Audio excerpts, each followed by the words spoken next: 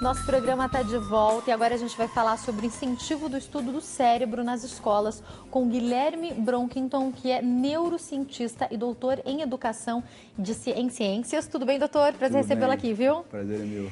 Eu queria começar entendendo um pouquinho sobre a importância, então, como o senhor vê a necessidade do incentivo da neurociência, desse estudo nas escolas. Explica essa história pra gente. Tá, então, tem uma linha da psicologia escolar que trabalha com a ideia de que é a aprendizagem que promove o desenvolvimento da criança. Então, quanto mais a gente consegue levar para a escola conteúdos científicos, conteúdos mais sofisticados, mais a gente tem certeza que a criança se desenvolve e aprende. Então, a gente tem um interesse, tem um grupo grande de pesquisadores no país hoje, se mobilizando para levar justamente os conteúdos da neurociência para as escolas, pensando nisso, pensando em fazer com que as crianças se desenvolvam mais. A partir de que faixa etária a gente já pode pensar nisso? Então, quando a gente vai para esse lado do desenvolvimento humano, a gente não tem uma faixa etária específica. Assim, a gente não... Havia-se antigamente uma ideia de que se a criança não aprendesse até certa idade, a criança não aprendia mais e tal.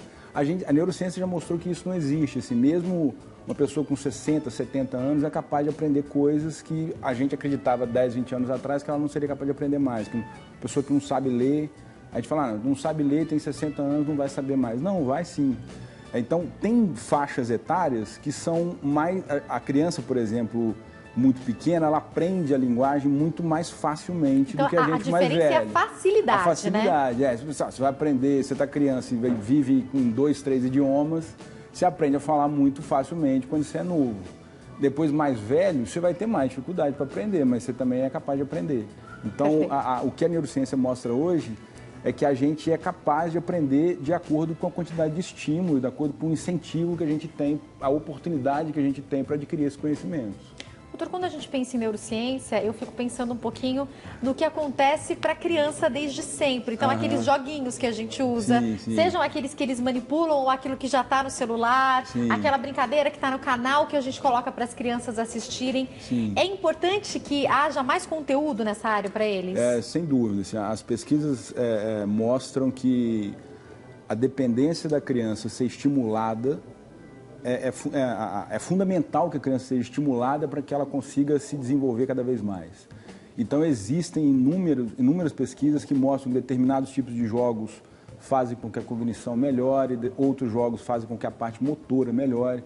Então, a necessidade da criança estar sempre exposta a conteúdos científicos, a conteúdos de literatura, de arte, tudo isso é que promove o desenvolvimento. A gente tinha uma ideia meio equivocada de que a gente tem que esperar a criança se desenvolver primeiro para depois ensinar.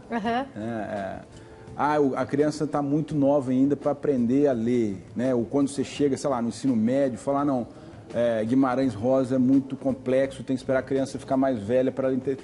O que as pesquisas em neurociência hoje mostram que é o contrário, assim, é a aprendizagem que promove o desenvolvimento. Então, quanto mais você consegue fazer, você expõe a criança a oportunidade de aprender, mais ela se desenvolve, e não o contrário. O senhor fala uma coisa que me chama a atenção, agora eu vou falar sobre algo pessoal.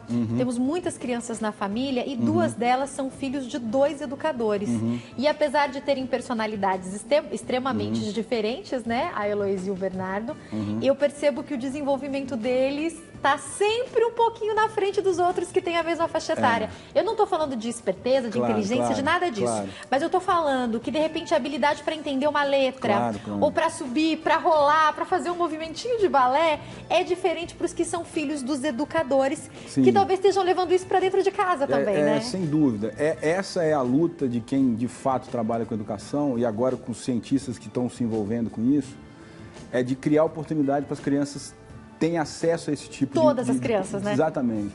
Né, tem uma discussão, e aí no Brasil atualmente está muito forte isso, uma discussão sobre a meritocracia, né? A gente acredita que então com você se esforçar, você chega lá e tal. E as pesquisas mostram que isso não é real. Assim, uma criança que é privada desse tipo de estímulo, ela já sai perdendo para quem tem estímulo.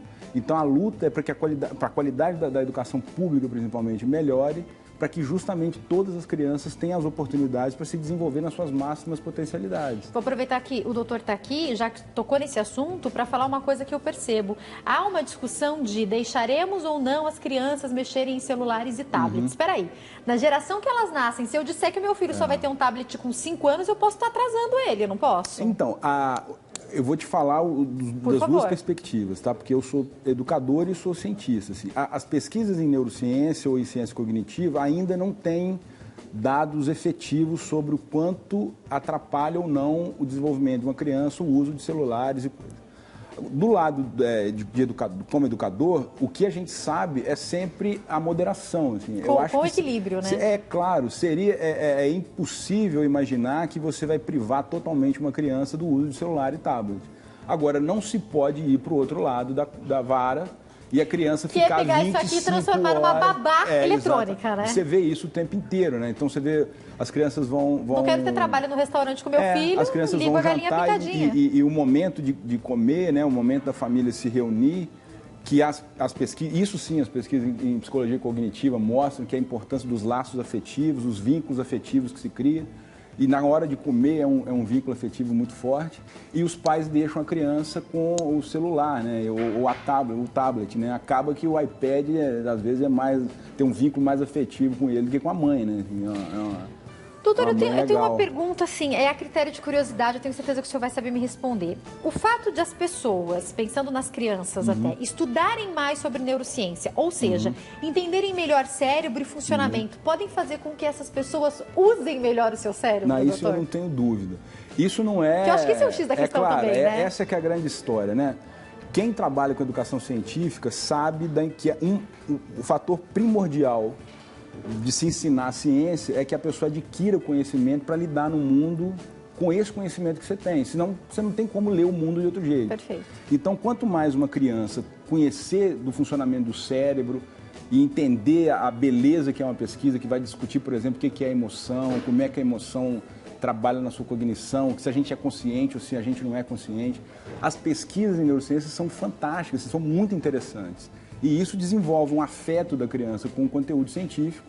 E a gente sabe que quanto mais você entende da coisa, melhor você vive, né? Perfeito. Então, quanto mais eu entender de um assunto, mais eu consigo usar esse assunto para me andar no mundo. E se a gente sabe de ciência, a gente olha para o mundo de um jeito que não tem completamente distinto. Agora, a pergunta que não quer calar é: pais e professores estão preparados para isso, doutor? Então, como preparar? Como é que prepara, né? A preparação é simples, assim, é formação, não tem outro jeito, né? As coisas não nascem com a gente, né? Infelizmente, a gente não está preparado. Por quê? Porque esses assuntos, principalmente a neurociência, não chegam nas escolas, principalmente nas escolas públicas, né? Então, é necessário que haja iniciativas que busquem fomentar nas escolas, nos professores, nos pais, os conhecimentos de neurociência. Por exemplo, eu acho que... O senhor falou, desculpa te cortar, mas é muito sério, doutor, porque dependendo, é lógico que está mudando agora a maneira da educação, né? Mas uma criança que estuda em escola pública, dependendo da profissão que ela escolhe, ela quase não vai passar por neurociência, né? Não tenho dúvida, não vai mesmo. E isso ela é tirada de uma... Deixa de aprender o conteúdo. Ela não só não deixa de ter acesso a uma construção cultural lindíssima, que é o homem que constrói, porque a gente é que faz pesquisa, é o ser humano que faz isso, e aí você está sem acesso a essa parte cultural e, ao mesmo tempo, a criança e depois o adolescente, depois o adulto, vai ser privado de ter um pensamento que é da ciência porque ela não teve acesso. Então, por exemplo, os próprios pais, né? Existe uma série de pesquisas hoje de neurociência que mostra o quanto que o horário da criança dormir e acordar afeta diretamente a aprendizagem da criança. Os pais não têm ideia disso.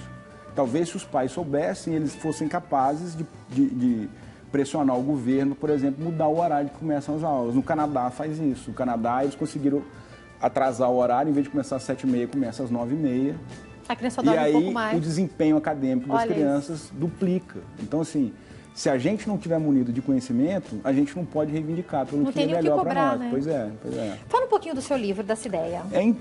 Esse livro foi escrito por mim e por um neurocientista grande amigo meu, o Sérgio Gomes da Silva, e ilustrado pelo Nazareno, e que o que o NASA fez foi dar vida a tudo que a gente pensou, assim, com um traço fantástico, um desenho que todo mundo que vê se apaixona. e conta a história justamente de uma célula do cérebro que ela pode se transformar em 3 outras células importantes do cérebro, que é um neurônio, um oligodendrócito e um astrócito, né? Então, é essa célulazinha, que é uma célula tronco, que ela tem justamente essa capacidade de virar outra célula, ela está em dúvida, porque ela não sabe o que ela vai ser, se ela vai ser um neurônio, um astrócito, um oligodendrócito. Então tem uma brincadeira dentro de uma história real, né? E a ideia é que justamente a gente leve os conteúdos de ciência para as crianças de uma maneira divertida, que a criança consiga se ver ali, porque vão ser coisas que a gente vai fazer, cada livro ele está ligado a um tema. Então vai ser amizade, vai ser amor, e isso vai estar envolvido com o conteúdo científico. Então, nesse momento, a criança vai ter condição de entender o que é uma célula tronco, o que é uma célula multipotente. E os pais vão aprender junto, né? Porque muitos adultos também não sabem, né? A ideia é justamente essa. O que o neurônio faz? A gente ouve falar disso toda hora, na TV, mas o que ele faz? A gente não sabe o que faz. Até o estudo sobre células tronco. A gente sabe que está sendo estudado, que pode ser usado para cura. Tá, mas como é que funciona, né? Exatamente. Foi julgado no Supremo Tribunal Federal se podia usar a célula tronco ou não. Eu acho que se a gente foi pra rua perguntar, você é a favor ou contra a utilização de células troncos? Porque as pessoas vão receber, não sabem o que é, né? Deve achar que é um tronco de árvore, né? Sei lá o que acha. Então, a ideia é que se a gente... Isso é que é o mais importante, assim. A gente não evolui do nada. Verdade. É necessário formação, é necessária educação. E o livro, o que a gente quer é fazer isso, proporcionar uma formação científica adequada, porque o livro, os conceitos são corretos, foi revisado por 2 neurocientistas, além de nós 2, para não ter erro na hora de escrever. Um detalhezinho, alguma coisa. Mas uma linguagem que a criança entenda, que a criança goste, que o pai entenda, que o professor possa usar na sala de aula. O professor pode ler antes, aprender algo que talvez ele também não saiba, né? Inclusive, falando dessa ideia, parece que tem uma iniciativa de doação para cada livro comprado. Como é que é isso? A ideia é a seguinte, né? Como a gente busca sempre a iniciativa que isso chegue nas escolas e que é difícil para quem... Nós somos 2 desconhecidos no mundo editorial. Então, o que a gente fez? A gente optou por fazer um financiamento coletivo, que é num site, que é o Catarse, que as pessoas vão lá e financiam os projetos. E como a gente quer que isso seja muito abrangente, a gente fez da seguinte forma, assim, para cada livro que você comprar, você escolhe uma escola que tenha te marcado durante a sua vida, e aí, totalmente gratuito, nós vamos mandar para essa escola um outro livro. Né? E a ideia é que a gente consiga expandir isso para o maior número de escolas possível. De repente, aquela escola que você estudou, né? Que o seu filho estudou. Eu tô mandando um para a escola onde eu fiz a 4ª série. Que máximo. Que é Duque de Caxias, lá em Minas, assim, que eu nunca mais esqueci, assim. Então, a ideia é justamente essa, levar o conhecimento desse jeito afetivo. Também. Era escola pública? Era escola pública. Eu queria perguntar isso. Talvez por ter estudado em escola pública, eu também estudei sempre em escola pública. E quando a gente entra na faculdade, eu não sei se aconteceu contigo, mas aconteceu comigo, minha escola era boa. Eu sempre amei estudar, mas quando eu entrei na faculdade, eu descobri que eu ia ter que correr atrás do tempo perdido. Porque os alunos que tinham estudado em escola particular tinham visto conteúdo que eu nem sabia o que era. Vamos mudar essa realidade, né? A ideia é justamente essa, né? Eu sou professor da Federal de São Paulo, é uma universidade pública, e eu vivencio isso todo semestre. Você vê a diferença dos alunos que chegam e que não tiveram acesso a isso, ou seja, são alunos tão capazes quanto os outros, mas eles não tiveram acesso ao conhecimento que alguns outros tiveram. Então, o que a gente quer fazer é diminuir essa distância, fazendo com que agora as escolas públicas também tenham condição de entender um pouco mais de ciência. Talvez tenha sido isso que fez um doutor pensar nas crianças? Como é que foi? Não tenho dúvida, assim. Eu acho que quem trabalha com educação e não pensa minimamente politicamente está fazendo alguma coisa muito errada, né? Porque senão você culpa a criança, Verdade. Né? Então, o aluno que está lá, eu sou professor de física, né? O cara que chega lá e não sabe resolver a equação do 1º grau, eu posso falar, puta, o cara é burro, não sabe fazer nada. Não, mas se eu olho para a dimensão social que a gente vive, a gente sabe a condição do país, então me restam 2 alternativas. Ou eu culpo a criança, ou eu luto por fazer diferente. Vamos fazer diferente. Que eu e o Sérgio estamos fazendo é fazer diferente. Uma coisa interessante, eu não sei se também a gente vai ter esse conteúdo no digital, mas eu particularmente, eu sou jornalista, né, gente? Eu acho que não tem graça maior do que você pegar na mão, você folhear, você ler. Trazer isso, eu não estou falando que o conteúdo digital não é importante, porque é super, mas trazer isso para as crianças também não é importante? Então, essa foi uma outra decisão nossa, assim, mercadologicamente, a gente percebia que se fizesse um livro eletrônico, talvez vendesse mais, mas ia cortar justamente esse vínculo afetivo com a leitura, que é pegar um livro, sentir o cheiro do livro, ver o desenho, ver o desenho. Eu sou fã de literatura eletrônica, eu uso meu iPad para ler A maioria das coisas que eu tenho que ler no computador hoje ou na tela do tablet. Mas para uma criança, para um adolescente, esse contato com o papel, de sentir o cheiro. Eu lembro quando eu era moleque, e eu pegar o livro e sentir o cheiro do papel. Isso marca, gente, o cheiro da tinta. Então, isso é importante para incentivar o gosto pela leitura. Então, isso a gente está querendo fazer também. Os livros que vinham... eu não sei se vocês estão me assistindo aí vão saber disso que eu vou falar, mas os livros que os pais compravam no sebo tinham outro cheiro. Tudo isso marca a gente, marca, né? Mesmo. E uma das coisas, e aí, de novo, é a pesquisa, né? Que é a pesquisa que eu faço, que é a relação entre emoção e aprendizagem. A gente sabe que quanto maior for o vínculo afetivo que você cria, tanto com conhecimento científico, melhor a gente aprende, né? Mais se aprende. Então, quanto mais você consegue proporcionar afetos, mais você está proporcionando aprendizagem. A gente ainda entende, para finalizar, doutor, que duas das maiores formas de aprendizado têm a ver com repetição e emoção? Ainda é assim que se entende, doutor? As pesquisas são cada vez mais... As pesquisas em memória, por exemplo, que é um componente fundamental da aprendizagem, porque se você não tem memória, você não tem aprendizagem, né? A gente sabe que os mecanismos ligados à aprendizagem são complexos, mas eles passam, sim, por repetição e por emoção. É obviamente que quanto mais complexo for o conteúdo que você vai estudar, memorizar só não adianta. Assim, você pode memorizar uma música e você não esquece a música nunca mais. Então, as musiquinhas que alguns professores fazem também são válidas, né? Mas de outra maneira. Por exemplo, um vestibular que só cobra fórmula, a musiquinha funciona muito bem.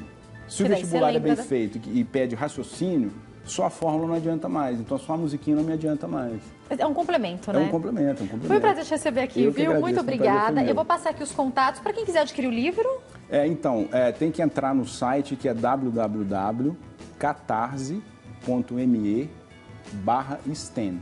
S-T-E-M. Tá escrito aí direitinho para vocês, tá? Tá escrito lá. catarse.me/STEM. Isso. E aí lá tem as recompensas, assim. Então você pode adquirir só o livro. Você pode adquirir o livro e uma camiseta, você pode adquirir o livro e uma caneca com a turma da STEM. E a ideia é que seja uma série, né?